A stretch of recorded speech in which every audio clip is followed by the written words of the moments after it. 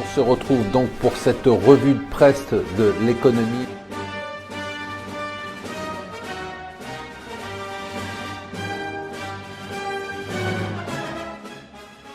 Bonjour et bienvenue sur Mon Financier pour la revue de presse de l'Écho. Nous sommes le vendredi 24 mars, ça devait être la nouvelle du jour. Hier, la Chambre des représentants devait voter la disparition progressive de l'Obamacare. Il n'y a pas eu d'accord.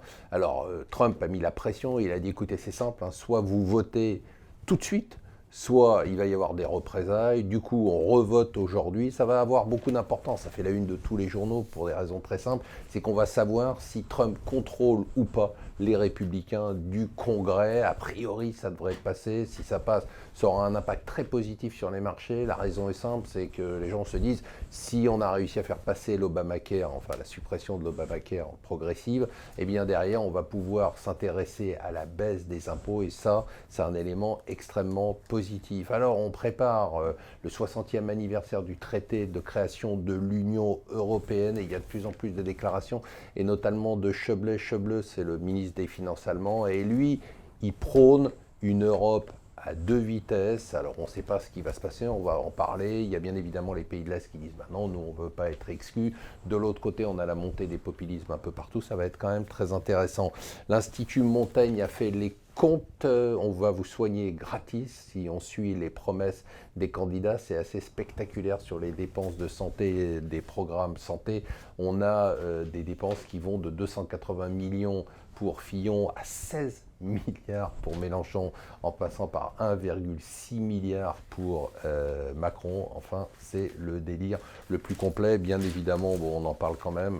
On est en plein délire. Donc Fillon, lui, parle d'un complot Hollande, de la part d'Hollande. Hollande dit qu'il n'a pas de cabinet noir et que tout ça est scandaleux. On tombe de plus en plus bas. Enfin, vraiment, c'est même plus qu'on compte les jours, on compte les heures pour que tout ça s'arrête, tellement ça devient un cauchemar.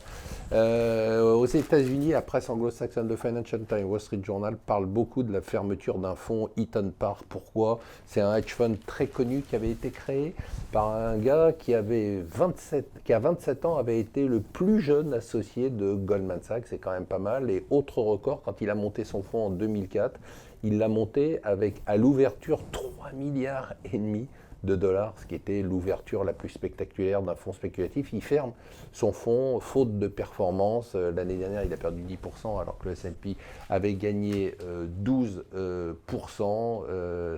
Pourquoi les journaux en parlent beaucoup ? Parce que ça montre la difficulté qu'ont en ce moment les hedge funds à battre le marché. Et enfin, si vous n'avez rien à faire ce week-end, il y a le salon du livre à la porte de Versailles de ce vendredi à lundi, dans un marché qui, c'est assez étonnant, zéro de croissance. Zéro de croissance, c'est déjà pas mal, alors qu'on nous explique qu'on est en pleine explosion du numérique. Heureusement qu'il y a Guillaume Musso et Harry Potter pour nous sauver. Voilà, surtout n'oubliez pas ce soir, c'est votre argent exceptionnel. On a vraiment un plateau génial. On va rejouer la semaine et on va vous donner quelques conseils. Je vous souhaite une bonne journée.